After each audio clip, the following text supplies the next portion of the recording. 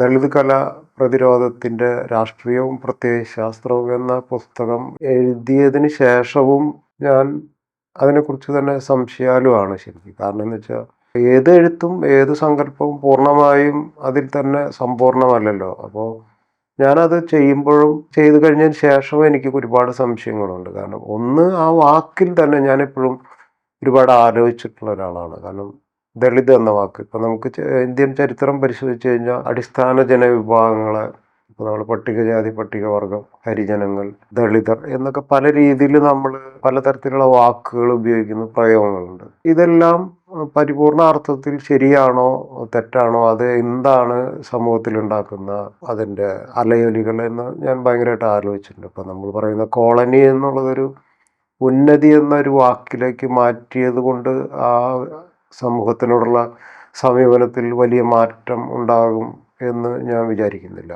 കാരണം ഒരു വാക്കിൻ്റെ മാറ്റമല്ല അത്. അത് നമ്മളൊരു വാക്കിനെ മാറ്റിയത് കൊണ്ട് കേവലമായിട്ട് ഒരു സമുദായത്തെ, സമൂഹത്തെ കാണുന്നതിൽ മാറ്റം സംഭവിക്കും എന്ന് പറയാൻ പറ്റില്ല. അതുപോലെ തന്നെയാണ് ഞാൻ ഈ പട്ടികജാതി പട്ടികവർഗം അല്ലെങ്കിൽ ഹരിജനങ്ങൾ അല്ലെങ്കിൽ ദളിത് എന്ന് പറയുന്നത്. ദളിത് എന്ന വാക്ക് ഇന്ത്യയിൽ സംഭവിക്കുന്നതിന് ചരിത്രപരമായും രാഷ്ട്രീയപരമായിട്ടും കാരണങ്ങളും കാര്യങ്ങളും ഉണ്ടായിരുന്നു. ആ വാക്കിനെയും ഞാൻ നിലവിൽ സംശയിക്കുന്നുണ്ട്. അല്ലെങ്കിൽ അതിനപ്പുറത്തുള്ളൊരു വാക്ക് ഇനിയും സാധ്യമാണ് എന്നുള്ള രീതിയിലാണ് ഞാൻ ആലോചിക്കുന്നത്. കാരണം ഒരു പക്ഷേ നമ്മൾ ഒരു കമ്മ്യൂണിറ്റിയെ അല്ലെങ്കിൽ ഒരു ഒരു സമുദായത്തെ പ്രതിനിധീകരിക്കുന്നതിന് ആ വാക്ക് എത്രമാത്രം യോജ്യമാണ്.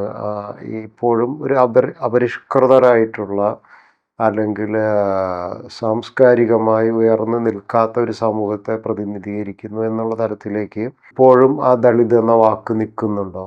എന്താണ് അതിൻ്റെ സാധ്യതകൾ? അതിനെ പിന്തള്ളിക്കൊണ്ട് അത് മോശമാണെന്നോ നല്ലതാണെന്നോ അർത്ഥത്തിലല്ല, അതിനേക്കാൾ ഏറ്റവും യോജ്യമായിട്ടുള്ള മറ്റൊരു വാക്ക് എത്രമാത്രം സാധ്യമാണ് എന്ന തരത്തിലേക്കൊക്കെ ഞാൻ ആലോചിച്ചിട്ടുണ്ട്. എന്തായാലും ഞാൻ ഈ ദളിത് കല പ്രതിരോധത്തിൻ്റെ രാഷ്ട്രീയം എന്ന ഒരു സങ്കല്പം അല്ലെങ്കിൽ ഒരു ആശയം എൻ്റെ മനസ്സിൽ വരുന്നത് തീർച്ചയായിട്ടും ഇവിടെ നിലനിൽക്കുന്ന കലാവിഷ്കാരങ്ങളെ സംശയിച്ചുകൊണ്ടും പൂർണ്ണമായിട്ടും ഇവിടുത്തെ അടിസ്ഥാന ജനവിഭാഗങ്ങളെ, പഴംകുടി മക്കളുടെ ഒരു ആവിഷ്കാരം എന്ന രീതിയിലേക്ക് ഇവിടുത്തെ ചിത്രശില്പ കലകൾ, നിലവിൽ നിൽക്കുന്ന ചിത്രശില്പ കലകൾ, അല്ലെങ്കിൽ അതിൻ്റെ ഉള്ളിലെ രാഷ്ട്രീയം, രൂപം, അതിനകത്ത് ഉള്ളടക്കമൊക്കെ എത്തിയിട്ടുണ്ടോ എന്ന ഒരു ആലോചനയിൽ നിന്നാണ് അത്തരത്തിലുള്ള ഒരു ടൈറ്റിൽ ഞാൻ ആലോചിക്കുന്നത്. അപ്പോൾ തീർച്ചയായിട്ടും അതിനകത്ത് എൻ്റെ അന്വേഷണങ്ങൾ അതിൽ വന്നിട്ടുള്ളത് നിലവിലുള്ള അല്ലെങ്കിൽ നമ്മുടെ ചരിത്രത്തിൽ സ്ഥാനപ്പെട്ടിട്ടുള്ള ആധുനികത മുതൽ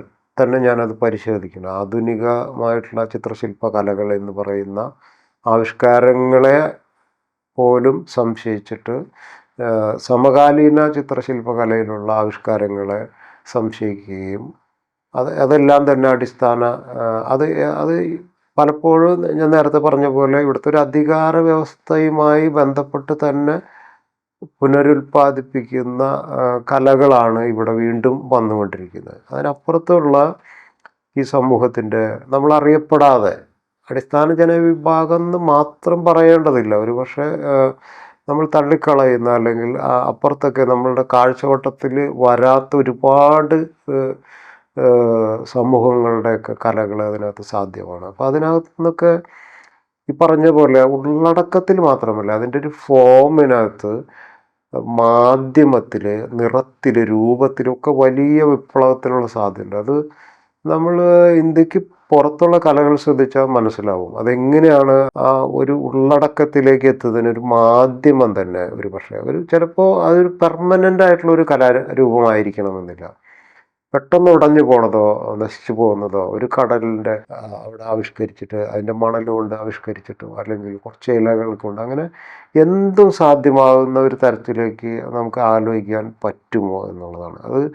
അതിനകത്ത് വലിയ പ്രശ്നമുണ്ട്. കാരണം ഈ പറഞ്ഞ പോലെ അത് ആവിഷ്കരിക്കുന്നതിന് ആ കലയാളർക്ക് ഉണ്ടാകേണ്ട സഹായങ്ങൾ അല്ലെങ്കിൽ അതിനെ പ്രൊമോട്ട് ചെയ്യുന്ന ഒരു സിസ്റ്റം അല്ലെങ്കിൽ ഫണ്ട് ചെയ്യുന്നൊരു ഏജൻസിയൊക്കെ വലിയ പ്രശ്നമാണ്. അപ്പോൾ ചിലപ്പോൾ ഒരു ഇൻഡിവിജ്വൽ ആക്ടിവിറ്റി ആയിട്ടായിരിക്കും അത് സംഭവിക്കുക. കാരണം ഇവിടുത്തെ വ്യവസ്ഥിതി ഒരിക്കലും അതിന് സപ്പോർട്ട് ചെയ്യില്ല.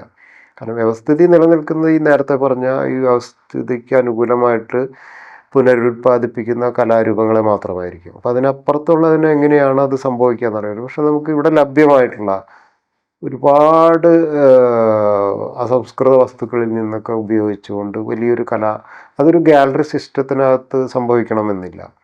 അപ്പോൾ അങ്ങനെയൊക്കെ തന്നെയായിരിക്കാം അത് സംഭവിക്കുന്നത്. അതിന് ഒരുപക്ഷെ ഒരുപക്ഷെ കേവലം ഒരു വ്യക്തിയിലല്ലാതെ ഒരു സംഘം ചേർന്നിട്ടോ കൂട്ടമായിട്ടൊക്കെ ആവിഷ്കരിച്ചാൽ മാത്രമേ അതിനകത്ത് പ്രതിരോധപരമായിട്ടുള്ള ചില രീതിയിൽ ഇപ്പോൾ നമ്മൾ ഒരു ഭരണകൂടത്തിനെയോ അധികാര വ്യവസ്ഥയ്ക്കെതിരെ നിൽക്കുന്ന കലാരൂപങ്ങൾ എന്ന് പറയുമ്പോൾ പോസ്റ്റർ, അല്ലെങ്കിൽ നമ്മളിപ്പോഴും കൺവെൻഷനായിട്ടുള്ളൊരു ചിന്തയിലേക്ക് പോകുന്നത്.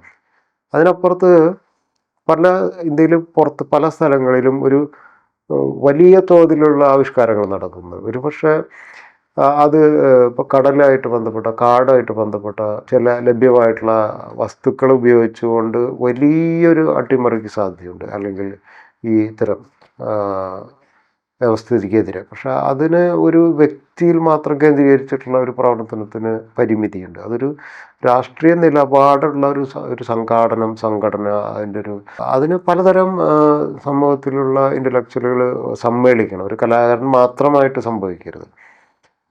നാടക പ്രവർത്തകർ, ഈ ദളിത് രാഷ്ട്രീയത്തെക്കുറിച്ച് ചിന്തിക്കുന്നവർ, അങ്ങനെ അവരുടെ ഒരു കൂട്ടായ്മയിൽ നിന്ന് മാത്രമേ സംഭവിക്കൂ. അല്ലാതെ ഒരു വ്യക്തി എന്ന് പറയുന്ന ഒരു കലയാളറിൽ മാത്രം സംഭവിക്കണമെങ്കിൽ അതൊരു വെളിപാടിൻ്റെ രൂപത്തിലായിരിക്കും. അതിന് എത്രമാത്രം രാഷ്ട്രീയ പ്രസക്തമായിട്ടുള്ള ഒരു ഉള്ളടക്കം ഉണ്ടാവും എന്ന് നമുക്ക് പറയാൻ പറ്റില്ല. അപ്പോൾ തീർച്ചയായിട്ടും വരും കാലങ്ങളിലെ പ്രതിരോധങ്ങളൊക്കെ തന്നെയും ഇങ്ങനെ കൂട്ടായ്മയിൽ നമ്മൾ സങ്കല്പിച്ചെടുക്കണം.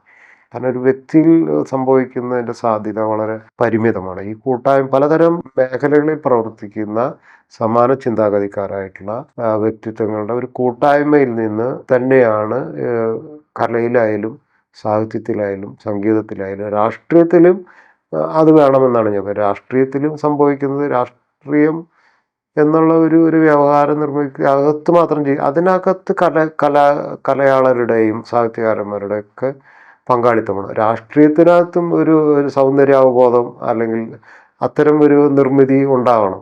രാഷ്ട്രീയത്തിനകത്തും അത്തരം ഒരു ചിന്ത വരണം. അപ്പം ഇതൊക്കെ പരസ്പരം ബന്ധിതമായിട്ടുള്ള ഒരു കൂട്ടായ്മയിൽ നിന്നാണ് ഓരോ മേഖലയിലേക്കും ഈ പ്രതിരോധത്തിൻ്റെ ഇതായിട്ടുള്ള ഒരു രീതിശാസ്ത്രം രൂപപ്പെടുത്താൻ പറ്റുമെന്ന് ഞാൻ ആലോചിക്കുന്നു.